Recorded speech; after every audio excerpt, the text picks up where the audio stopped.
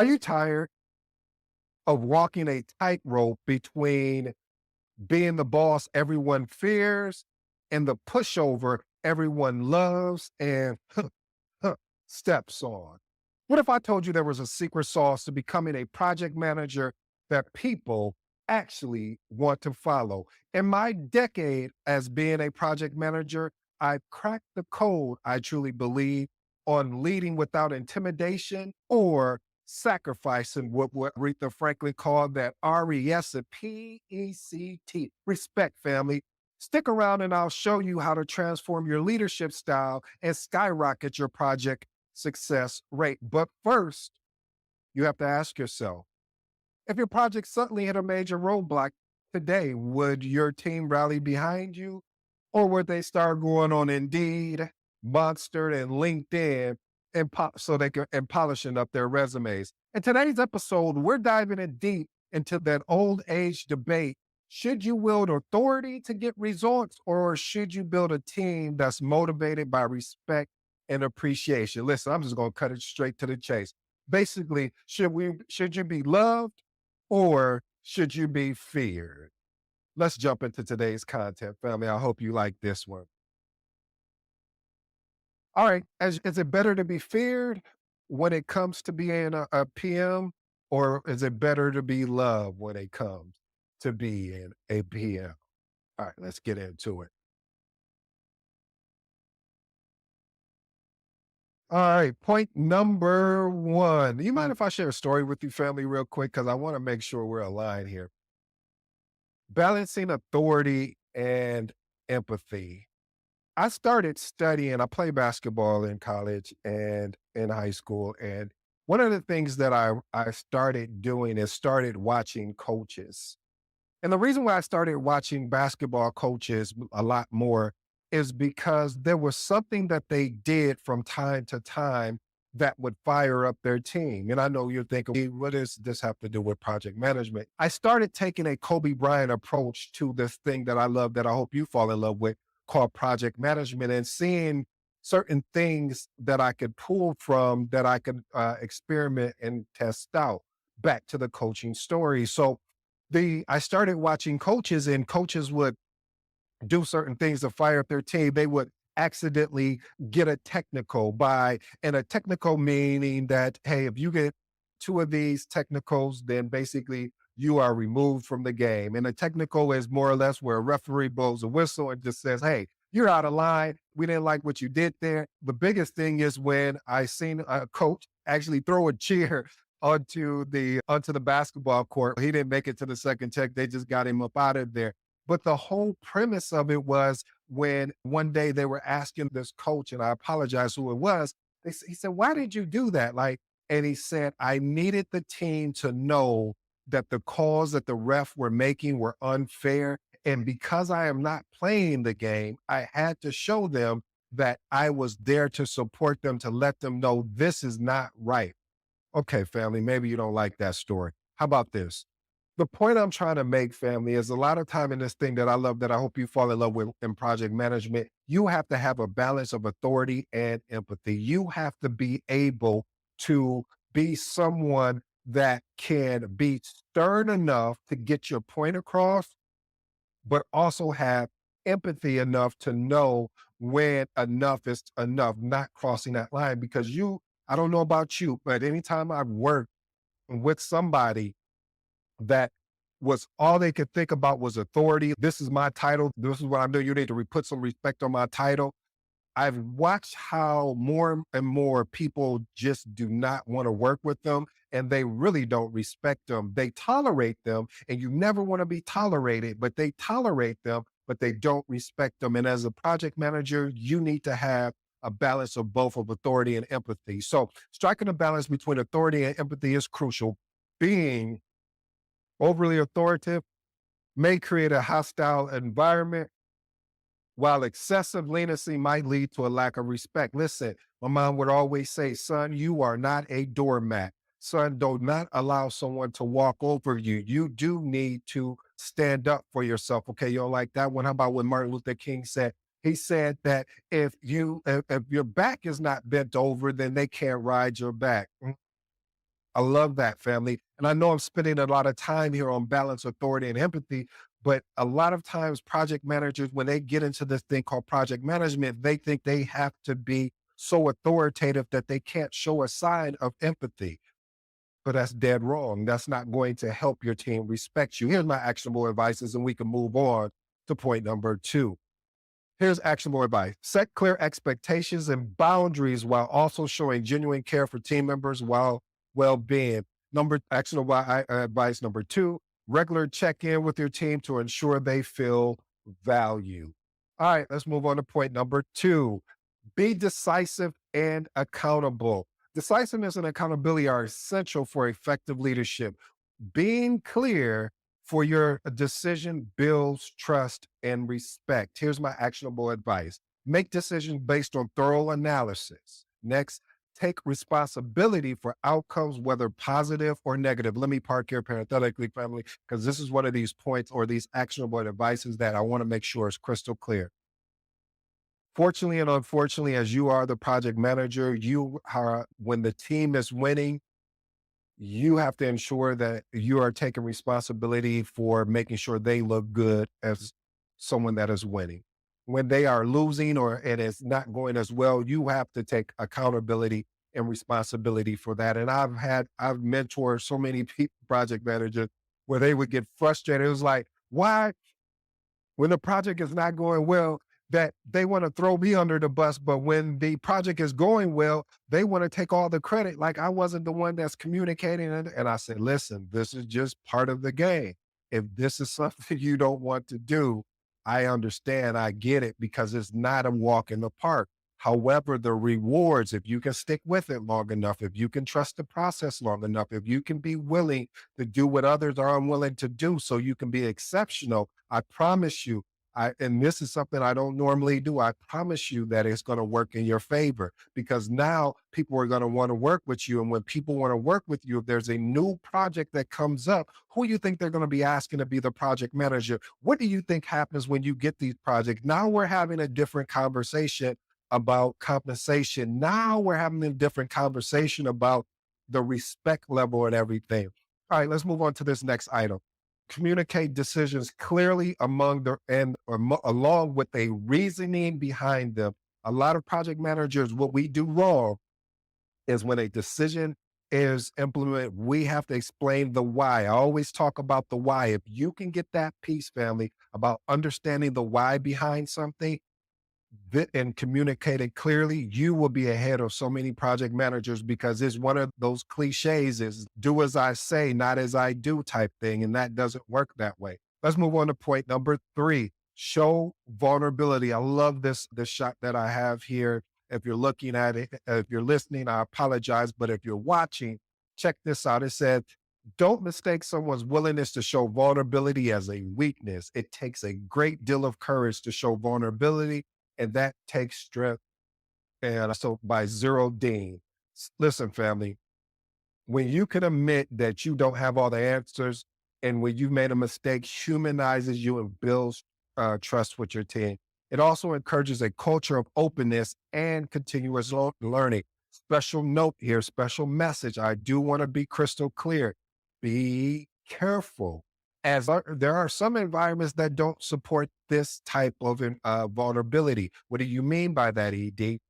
Is that you have to learn your environment. Some people will take advantage of the vulnerability aspect of when you say you don't know something, and then they're going to be like, oh, see, we need to get another project manager, or we have to. So you have to gauge that environment extremely well. How do I go about engagement? You experiment, you test little things that maybe you already know just to see the response that you're going to get. I had someone say something that was very powerful for me. I think it was in Tim Grover's book, and he was talking about he'll ask questions that he already knows the answer to just to test. And sometimes you need to take that same approach, even if you need to take that same approach by testing it out just to see how they will respond when you say, hey, you know what? Not sure if I know this. How about we work together on this? Let's get into our actionable step. Openly discuss a mistake you made and what you learned from it. When faced with challenges you are unsure, say, I don't know, but let's figure it out together. That is key, family. And engage the team in problem solving. I always say when you engage your team in problem solving and you guys come to a solution together, this is an easier buy-in with the team because what are they going to say? We all came up together, which now you're against it. Okay, if you're against it, let's have a conversation, the reason why. But the majority of the time, because they had an opportunity to put their consultation in of what their solution is to the problem, you get an easy buy-in from the team and they sell it for you. All right, let's move on to point number 4. Handle conflict frequently and fairly. One of the things, family, is that uh, fair conflict, excuse me, resolution maintains harmony and respect. Avoiding favoritism or biased judgment ensures that all team members feel valued. Listen, one of the things I watched that if you, again, I always tell you guys my framework about communication, persuasiveness, conflict, and also being a magnetic project manager. This is why I wrote the book on the magnetic project managers, because all of those things are encompassed of being a exceptional project manager. But a lot of times you have project managers that don't want to deal with conflict because of the fact of they don't they're nervous of how this person is going to feel about them. Are they going to respect them if they have to confront them? Hey, listen, if you don't, like they said, if you don't get to the root of the weed now, meaning pull that weed out now, it's going to continue to grow and then it's going to get worse. And you don't need that to happen. Here's my actionable advice: establish an open door policy or regular check ins where team members can voice their concerns. You need to be able to offer that platform to allow them to voice their concerns. Next, address conflict promptly, listen to all sides of the issue, and then make a decision based on a objective criteria. That is huge. Objective criteria, family. Always remember that. Don't take favoritism. Be fair. At the end of the day, I don't care who it is. I don't care if I truly respect you to the highest degree, but I'm always objective to a point of I want to be on the side of right and fair. I don't want to be on the side of favoritism and biased judgment, because then that means I haven't grown as a person. That means I will continually put someone that I respect or and show favoritism and always have you don't want that, family. Anyway, and the last, which we talk about here a lot, is always focus on the solution rather than blaming uh than the blame. When you focus on the solution and you spend time mastering the solution, you don't have time to focus on the problem. Think about it. If we're spending all of our time focusing on the solution, how much time do we have focusing on the problem? None. And I don't know why we don't always reverse that by always focus on the solution more than we focus on the problem. But what happens is you get a lot of people in the room, they want to spend, if we got an hour meeting, they want to spend 55 minutes talking about the problem and talking how it's unfair and talking about what didn't go right. And then you're like, okay, I guess we got 5 minutes to talk about the solution, ladies and gentlemen. And it's just not, it just doesn't work that way. At that point, you have to be willing to always focus on the solution. All right. Point number 5, establish clear communication and channels. This is key. Like I said, in my framework, communication, which is part of persuasion, but it will say communication, having the ability to manage and lead conflict. And then, of course, dealing with stakeholders and project team, which all encompasses, again, to the magnetic project manager, or MPM, as we're calling it. Clear communication prevents misunderstanding that can lead to fear or resentment. It ensures everyone is on the same page regarding project goals, tasks, and expectation. A PM who communicates effectively likely to be both respected. And here's my 3 actionable advice. I always recommend, family, just don't use one form of communication. Look for emails, face to face, Slack, what else? Teams, all these different channels that we have to communicate, to disseminate the information effectively. Always confirm understanding after conveying important information. And the last and final, you always want to have regular status updates and feedback sessions. All right, let's get to point number 6. Provide constructive feedback. Feedback really does help the team grow and improve. You have to be willing to step out and have that faith and that courage There's one thing about constructive feedback is funny is because the root of constructive feedback is construct.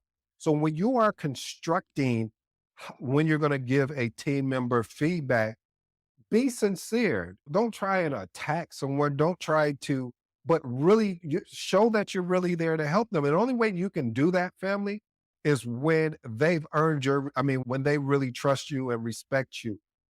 So offering constructively ensure that it received positively and can ensure your reputation. Here's my actionable advice. Focus on specific behaviors and outcomes. Provide actionable suggestions for improvement. Deliver feedback in a supportive manner. Point number 7, set high standards. Now, here's my special note, family.